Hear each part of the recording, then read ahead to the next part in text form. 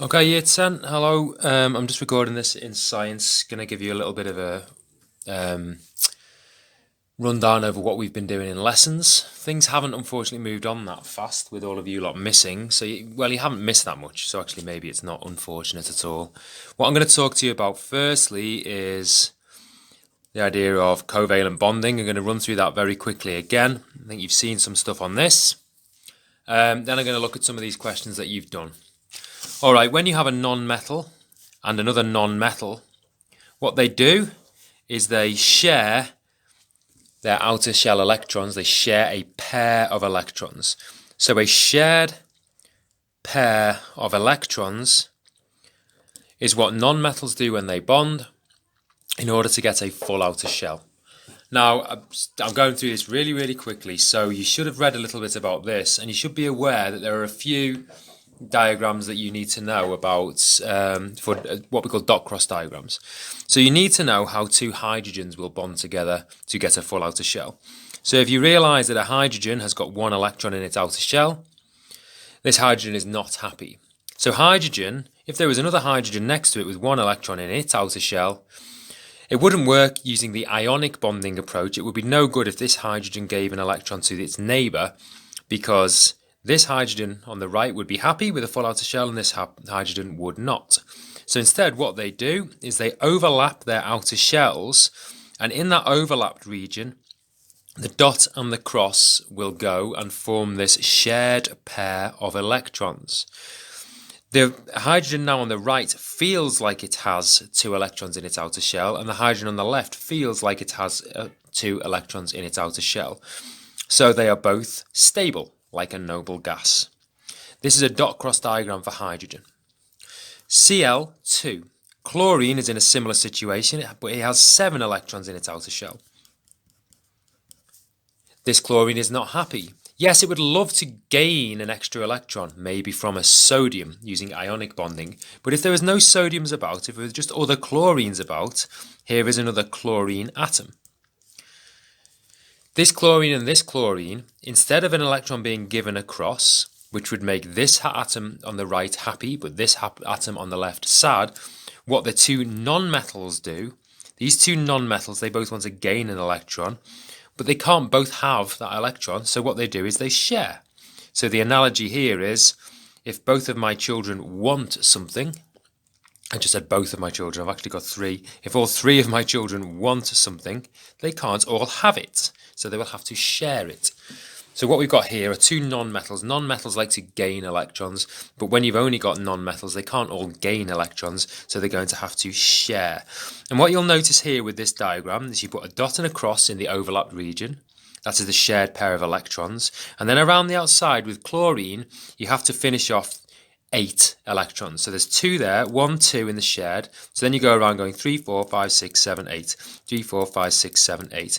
And that is a dot cross diagram for chlorine. Notice how it's similar to hydrogen, but also different.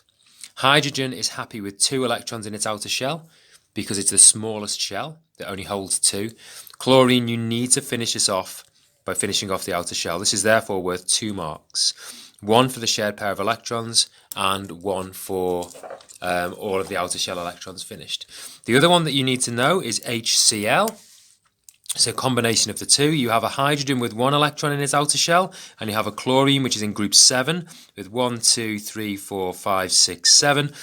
With these, you're just really looking for any electrons that aren't paired up. And you see there's an unpaired electron here and an unpaired electron here. So that's where you're going to get your overlap.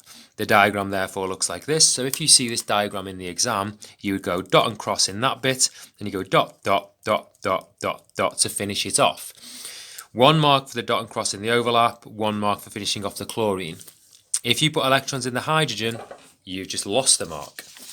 Alright, next one that you need to know, Ch4. Carbon is in group 4. 1, 2, 3, 4 electrons in its outer shell. If you put the electrons in like that, going round quarter, like a clock, o'clock, quarter past, half past and quarter to, and then pair them up, this is quite useful with covalent bonding because it tells you where you're going to need to make bonds. I hope it's obvious that if you've got 4 places where carbon wants to make bonds, it's got 4 electrons in its outer shell and it wants 4 more. So what you're going to get is a hydrogen is going to join on each of these 4 places where there is an unpaired electron. So you get this. With a dot cross, dot cross, dot cross, dot cross in each of those overlaps. This is the carbon in the middle, and these are the hydrogens.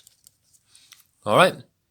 Now what you do is you just check that all of these atoms have a full outer shell. Well, each of the hydrogens is happy with 2, and the carbon 1, 2, 3, 4, 5, 6, 7, 8. So you don't need to add anything else to that. Next one, NH3. NH3. You draw your nitrogen first. Nitrogen is in group 5. 1. Look how I'm doing this. 2, 3, 4, and then pair it up. Can you see there are 3 places where hydrogens would like to bond? Okay, so actually there's a hydrogen there to show you. So the diagram quite simply looks like this. 1, 2, circle, circle, circle, dot cross, dot cross, dot cross.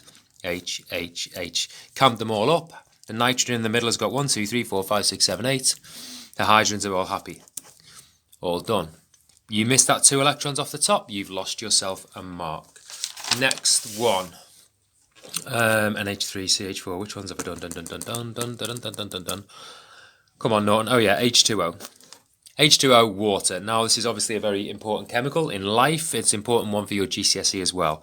Oxygen is going to be the atom in the middle. So this is an oxygen. That's an O, not a shell. It's in group 6. Watch. 1, 2, 3, 4, 5, 6. Can you see 2 places where it would like to form bonds? I can, here and here, with a hydrogen. So the diagram will look like this. Circle, circle, dotting across in the overlap. You've got yourself a mark in the exam. Then you've got to think, do I need to add any more electrons? The hydrogens are fine. The oxygen's got 1, 2, 3, 4. It needs 5, 6, 7, 8 for your second mark. Next, O2. Okay, now we're into some that are a little bit different. O2 and N2 require a little bit of careful thought. Oxygen is in group 6. So we're going to do O2 first. So 1, 2, 3, 4, 5, 6. Can you see that this oxygen atom wants to make 2 bonds? If you've got another oxygen next to it, 1, 2, 3, 4, 5, 6, you'll see that this oxygen wants to make 2 bonds. Okay, so what we're saying here by saying O2, these 2 can overlap with each other and actually make each of them will feel like they have an outer shell. So I'm going to show you that now. They will overlap together. What you look for is you see that this unpaired electron, this dot, would like to pair up with this cross, and this dot would like to pair up with this cross. So all you're going to do is you're going to go cross, dot, cross, dot. You can write dot, cross if you like. We call this, you might not be surprised to find out, it's a double covalent bond. So that is this, this, this, and this electron. Now you've got to finish around the outside. 1, 2, 3, 4 in the shared region. 5, 6, 7, 8. 5, 6, 7, 8 for your second mark. You can see why I've starred this, because this is a little bit more tricky and requires you to do some revision to make sure that you get that right. Nitrogen works in a very similar way. Nitrogen is in group 5. 1, 2, 3, 4, 5. Here's another nitrogen. 1, 2, 3, 4, 5. Nitrogen. You can see there are 3 places it wants to form a bond, 3 places it wants to form a bond. If 2 nitrogens join together, what they will do, they will have in their overlap region, they will overlap this one and this one, this one and this one, this one and this one. So it's cross dot, cross dot, cross dot. And you've guessed it, this is called a triple covalent bond. Finish it off, dot, dot, cross, cross, done. It doesn't matter what side, which nitrogen you choose to do the dots and which nitrogen you choose to do the crosses, as long as you choose one is not dots and one is crosses. Okay, so there are N and an N. Any others that you could do? CO2 sometimes pops up. Carbon, this is a little bit more complicated. If you do a carbon, 1, 2, 3, 4, and you've got an oxygen, 1, 2, 3, 4, 5, 6, and on this side another oxygen, which I'll use dots. 1, 2, 3, 4, 5, 6. Can you see how this one would work? Maybe pause the video.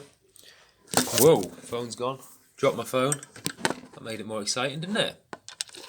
No. Okay, so hopefully you'll see, well, the carbon wants to form 1, 2, 3, 4 bonds, and each oxygen wants to form 1, 2 bonds. So what happens is, they're going to overlap like this. This and this will bond up, this and this will bond up, so you're going to put a double bond in there. This and this will bond up, and this will bond up, so you're going to put a double bond in there. Your carbon in the middle now feels like it's got 1, 2, 3, 4, 5, 6, 7, 8. Your carbon is happy.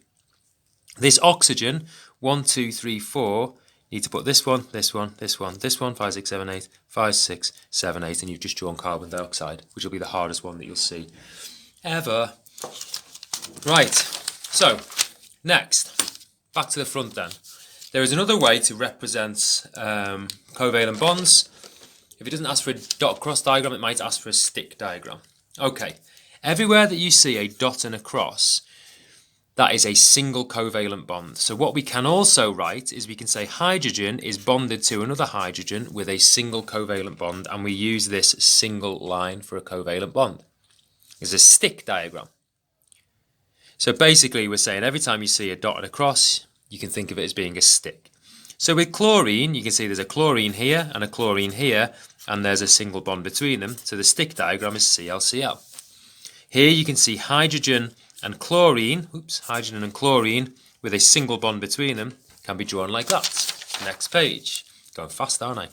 Now you've got a carbon in the middle, and you've got one there, one there, one there, and one there. So the stick diagram is simply H, H, H, H. Each of these lines represents a shared pair of electrons, a covalent bond. Nitrogen, stick, stick, stick. This molecule is known as ammonia. Ch4 is known as methane. They're their names. Next, H2O. Oxygen, stick, stick, stick, stick. It's a bent-shaped molecule. Sorry, that was water. Oxygen, O and an O. I've got an O here and an O here. And if you look, I've got a bond there and a bond there. We draw it like that. It does not mean O equals O. It means O has a double covalent bond to a neighbouring oxygen. Nitrogen, I hope you're getting the idea here. You've got a nitrogen, you've got a nitrogen, you've got a line, and a line. That's a triple bond, so you go line, line, line. Triple covalent bond. Final one, you've got a carbon, you've got an oxygen, you've got an oxygen. There's a dot and a cross, there's a dot and a cross, there's a dot and a cross, there's a dot and a cross. And there we have CO2. Cool. That's dot cross diagrams. Things to notice. Oxygen. 1, 2, 3, 4, 5, 6. Oxygen is in group 6. And it likes to form 2 bonds. Nitrogen. 1, 2, 3, 4, 5. It's in group 5. And it likes to form 3 bonds. Chlorine is in group 7, and it likes to form 1 bond. What do you notice? Final one, carbon. 1, 2, 3, 4. It's in group 4. Guess what? It likes to form 4 bonds. Okay. Non-metals. There is a rule. If you have a non-metal, if it's whatever group it's in, the number of bonds it likes to form is, well, what's the best way of wording it? If you're in group 4, you like to form 4 bonds because your group number plus the number of bonds you like to make equals 8. So 8 minus group number equals number of bonds. 8 minus 7 equals 1. 8 minus 5 equals 3. 8 minus 5 equals 3. 8 minus 6 equals 2. Anyway, group number. So if you're in group 6, you like to form 2 bonds because that makes 8. If you're in group 5, you like to form 3. Didn't explain that very well. Well, maybe I did. Do you get it? If you get it, we're all right, aren't we? All right. We'll see how that looks in an exam in a minute. Okay, so we're 14 minutes in, and now we're going to do this next little bit. So hopefully, so what you need to know, let me be very, very clear on that.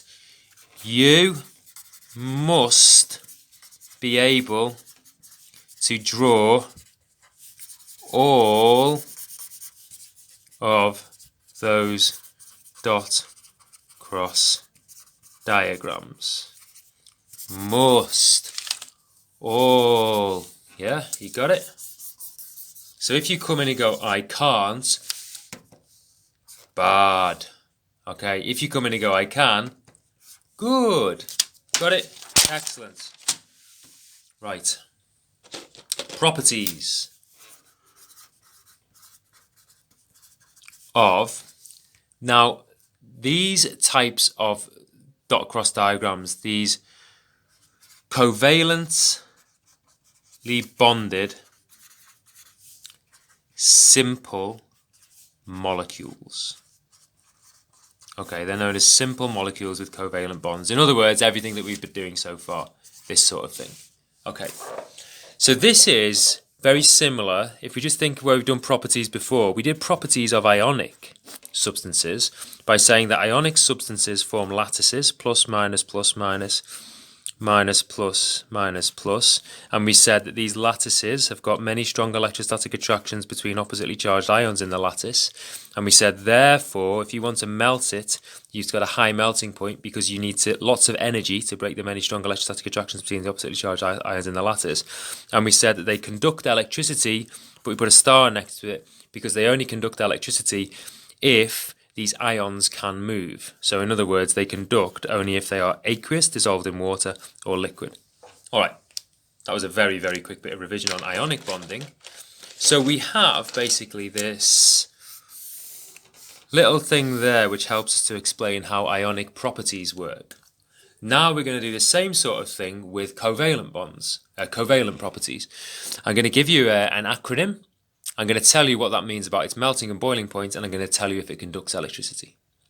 All right, have you got that? So we're going to do a very similar thing. So instead of MC Bockle, high, and tick star, we'll come up with our own little one here. All right, firstly, I want to draw you what I would show represents ice. Okay, so ice, I hope you all know, is H2O solid H2O. And I hope you remember from year 7 that solids just mean particles that are packed closely together. So if you look inside a crystal of ice, you will see water molecules, which you've just drawn the dot cross diagram for, and then you will see another water molecule close by, and another water molecule close by, and another water molecule down here. And you will see this arrangement of water molecules on a very, very large scale. Okay, so it'll be carrying on in this direction, this direction, this direction, and so on. Now, tell you what, I'm just going to go and get some ice. Not that you haven't seen some before, but I'm just going to get some as a prop. 1 second, I'm going to pause the video. Okay, so, I know it sounds a little bit obvious, but so I'm back now. But this is some ice. So, may as well have a prop if I've got it. Just going to grab a beaker as well. I don't have to pause the video for that. And here's a beaker. So listen firstly, drop it in. Ice is obviously quite a hard substance. So inside this ice, what you've got is an arrangement of water molecules that are held closely together. So this is how you'd look at it in year 7. You'd say ice is a solid. And I'm telling you now that it's a solid because these water molecules are in this fixed pattern. So ionic substances, when they're solids, they look like that. Very similar to the year 7 picture. But now, rather than having ions in a lattice, we've got water molecules held in position. And that's what this looks like. So what I need to tell you about this is that what you've got here, this is the molecule. We call this the molecule, the covalently bonded simple molecule. This is a strong covalent bond. So each water molecule, the H2O, is held together incredibly strongly, a strong covalent bond. But between the water molecules, where I've drawn a dashed line, the water molecules are held to their neighbours by weak intermolecular forces, which I'm going to call WIFs. Weak intermolecular forces. Let's just unpick that word intermolecular. Inter means between. Molecular means molecules. So inter means between. So international means between nations. Intergalactic means in between galaxies. Intercity trains travel between cities. So an intermolecular force is a force between molecules. And the point is, it is weak. So, what happens if I put ice into my hands? Well, if I put ice into my hand, what will happen is all of these molecules will get energy and they will start to vibrate. And the heat energy from my hands will break. You think, well, what part will break? Well, it's going to break the weak intermolecular forces. You can answer this question if you like talking to your computer or your phone. Do you think in my hands I will break the strong covalent bonds? Well, I hope you said no at your phone then. What will break? The weakest link will break, and the weakest link is the weak intermolecular force. So I'm going to do that now. I'm going to put this in my hand. So even though this is a strong structure, a little bit of energy from my hand, and you'll see it pouring out of my hand in a minute. Doesn't take long to do this. And here it comes now. You're seeing drips of water dripping out of my hand. So what I haven't done here, I haven't broken any bonds. And if you say that you've broken bonds in the exam, guess what? You don't get any marks. You have broken the weak intermolecular forces. This stuff dripping out of my hands is obviously still H2O. It is still water. All I have done is I have turned H2O solid into H2O liquid, and it didn't take a lot of energy. So what I've done there, if I take this diagram, I put it in my hand, and now these water molecules, which are represented by the circles, are now flowing over each other a little bit easier. I've broken down the structure. I have broken the weak intermolecular forces. If you then put this water in a kettle and you turn that water into steam, all you've done is you've fully broken the weak intermolecular forces and you've now made H2O gas. But you never, ever, ever, if you listen to this very carefully, you will not break the strong covalent bonds. You just break the weak intermolecular forces. All right. So, in answer to this question, why is chlorine a gas? All right, well, here's a chlorine molecule.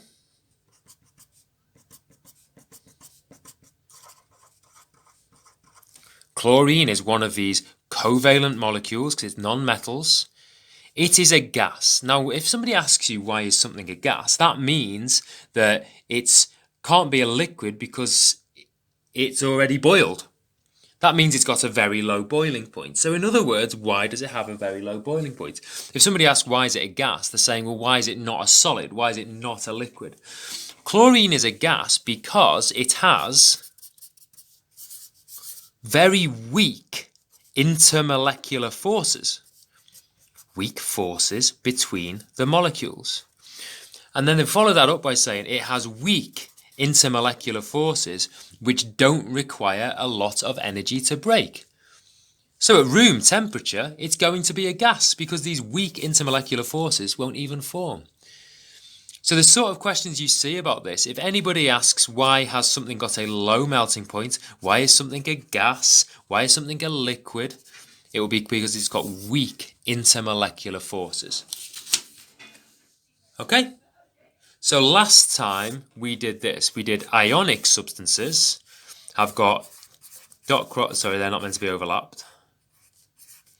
Ionic substances, metals and non-metals look like this, and we said they have got many strong electrostatic attractions between oppositely charged ions in a lattice.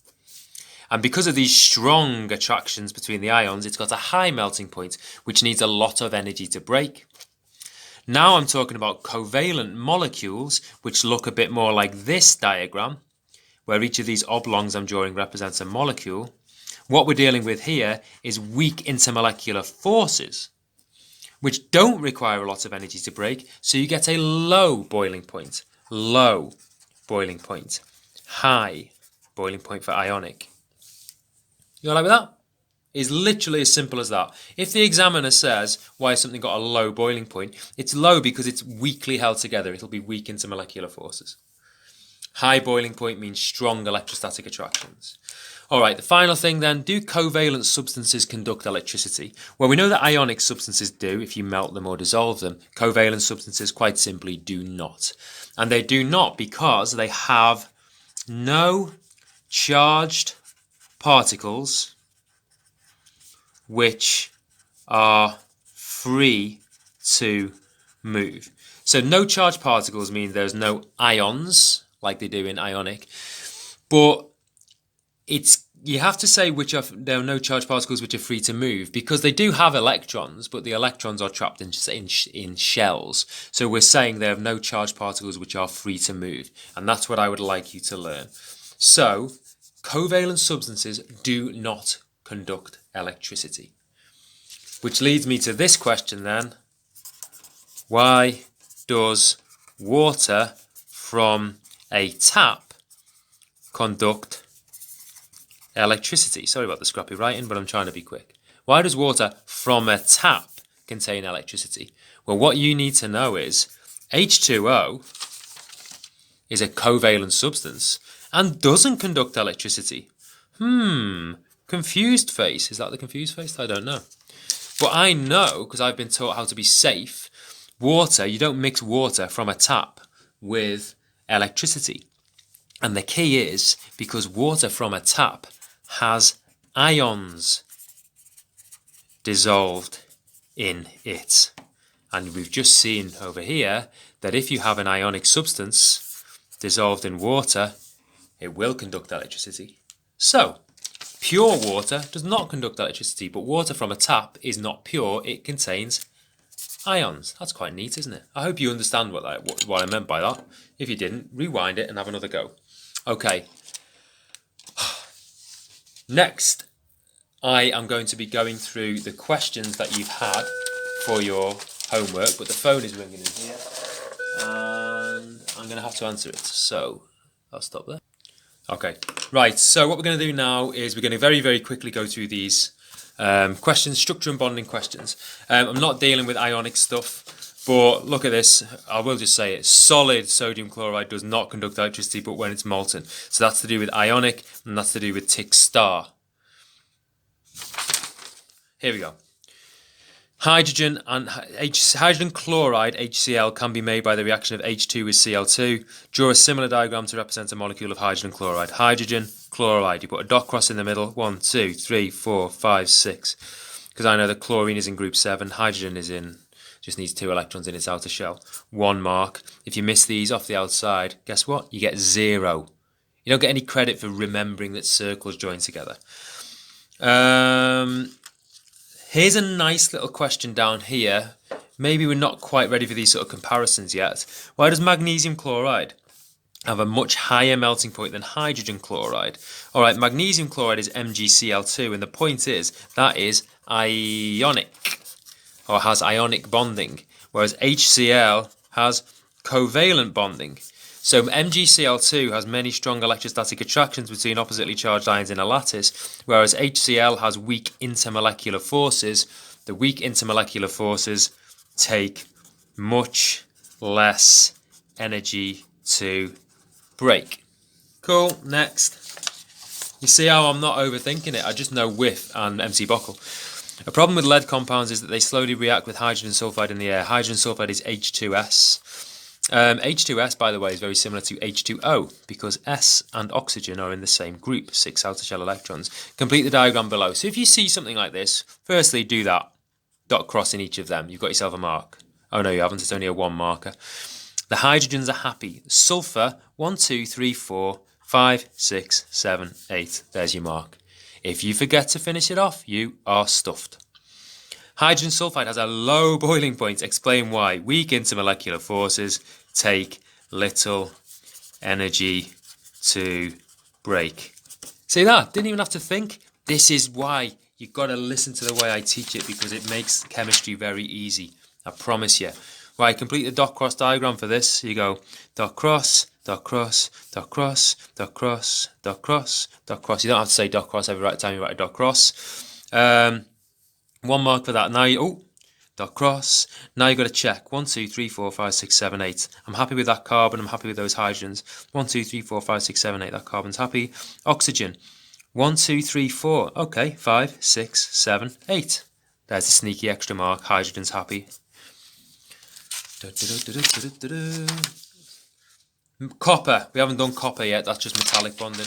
Next, complete the dot cross diagram to show the covalent bonding in a nitrogen molecule. This is one that you've just got to be aware of. 1, 2, 3, 4, 5, 6. You know, I've just gone through it in the video. Explain why nitrogen is a gas. Weak intermolecular forces take little energy to break. Explain why nitrogen is a gas at room temperature. And then, so I would then, so at room temperature, the molecules will be separated.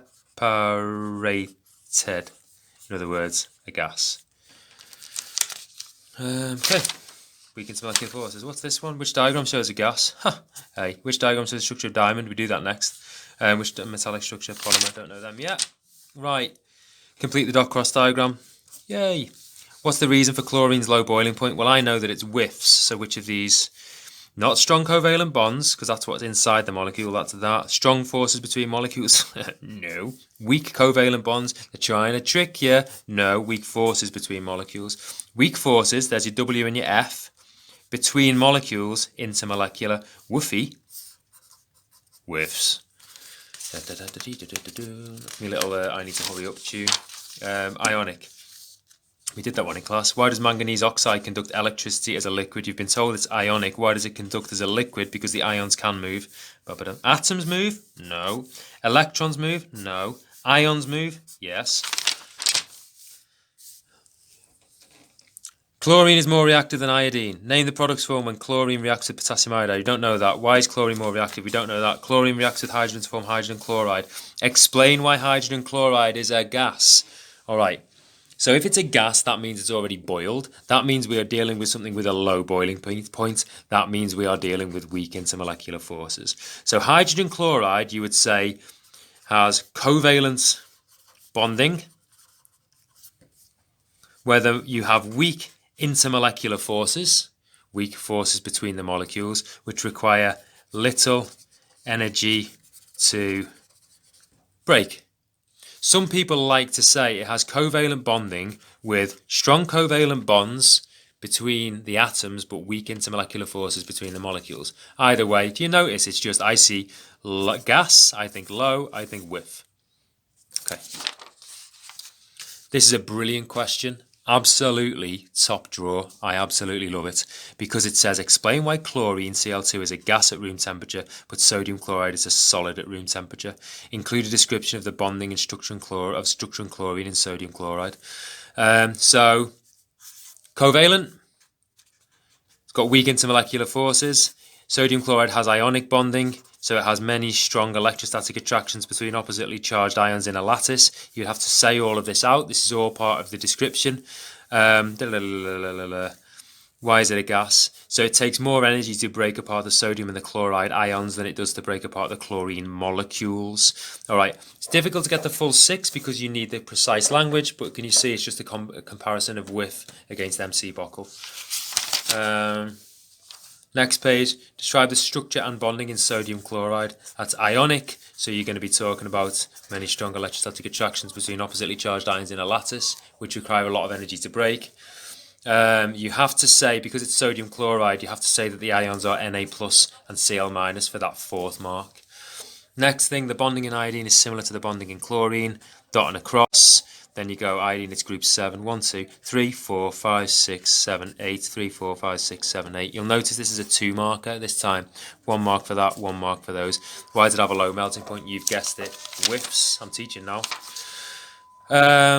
Why does iodine not conduct electricity? It has no charged particles which are free to move. The end. Right, I hope you enjoyed that. Enjoyed. 34 minutes, that's nearly a whole lesson. I'm going to share this on Satchel 1. Goodbye, I'll see you after half term. I hope you're all well. See you later.